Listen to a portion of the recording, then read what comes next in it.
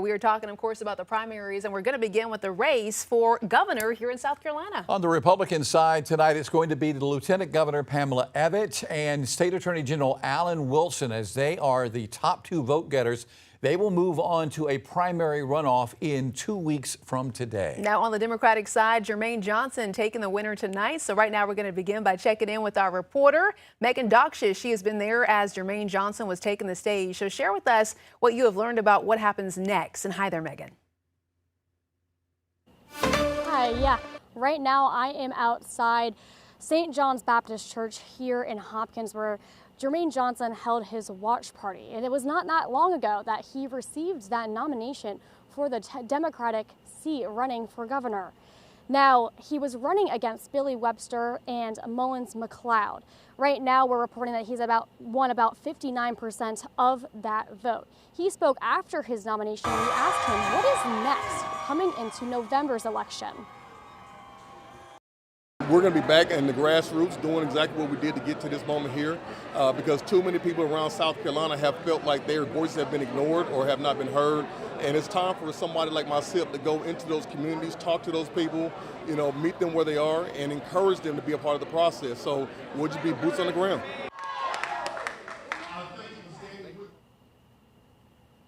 He also mentions that Theo Mitchell was the first black man nominated for the governor's seat for the Democratic Party in 1990. And now he is the second African-American nominee in history for South Carolina in the last 36 years to be nominated. Reporting here in Hopkins, Megan Dockshish, News 19 WLTX. All right, Megan, thank you so much for that report there. And while Democrats have their nominee for governor, as we mentioned, the Republican race is headed to a runoff in 2 weeks. With no candidate reaching the threshold needed to avoid a runoff, Lieutenant Governor Pamela Abbott and Attorney General Alan Wilson are set to face off again in a Republican runoff election. Our Josie Frost has been following the Republican race tonight. She joins us now with the very latest. Josie? JR, Erica, I am here right now in downtown Columbia at Market on Main, where Alan Wilson held his watch party earlier this evening. And it was a very high energy night for the Wilson campaign. They had a lot of his supporters here as he took the stage and talked about what he is claiming to be a victory moving into this runoff election. Now, there were a couple major things that Wilson touted as he's moving into this runoff with Pamela Abbott. First, he thanked the other candidates and he urged the people who supported some of those other candidates in the election that did not make it to this runoff to come to his side. He mentioned that Nancy Mace told him that she expects to endorse him in moving forward into this runoff. He also talked about making living more affordable. He talked about making the governor more accountable to the people. And he said something he said many times so far in this race, which is that this is a job interview and that the office of the governor belongs to the people. Now, we also got a chance to hear from Pamela Abbott earlier this evening after she also made it into the runoff. And she criticized Wilson. She took a couple jabs at him and called him a career politician and said that he doesn't take a stand. She also touted her Trump endorsement and called herself a steel-spined conservative. Now, she talked about her goals, which are slashing property taxes for South Carolinians, and she's talked a lot about affordability. She also promised to fix roads and fund school of choice options. Now, this is obviously a very consequential run for governor. We've seen our current governor, McMaster, has been in office for the past several years. He is the longest serving governor of South Carolina, and both of them talked about stepping into a big legacy in that regard. Now, I got a chance to have a clip for you with some of those words that they both had earlier this evening. Take a listen. I'm a 30-year combat veteran and a career prosecutor. I have fought in the courtrooms of this country for our constitutional rights and to put violent criminals behind prison, and I have fought on the battlefields of Iraq to defend and protect our Constitution and our way of life. I will bring that same courage, that same conviction, that same passion, that same desire to fight for you to the office of the governor if you will give me the chance. And we are going to stand up for conservative voices and conservative values. I will never back down to the woke mob. Over these next 2 weeks, we're going to highlight a very clear contrast between myself and a career politician, Alan Wilson.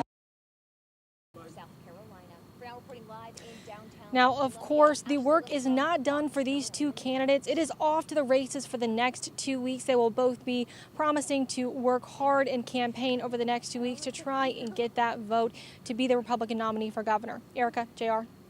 All right, Josie, thank you so much. And the Republican race for governor, as you just heard there from Josie, is shaping up to be one of the biggest stories of this election season, with voters now headed towards a runoff between Lieutenant Governor Pamela Abbott and Attorney General Alan Wilson. Now, our J.R. Berry sat down with our insiders to break down Alan Wilson's victory speech, his efforts to unify Republican voters ahead of the runoff, and what his message could mean for the next phase of the campaign. Have a listen. I think that was an excellent speech because you see what he did in there. We've already known that Nancy Mace has endorsed him, and he appealed to all the voters. So he complimented all the people that he was running against, and he said, appealed to those voters and said, "You have a home here. You forced me to be a better candidate.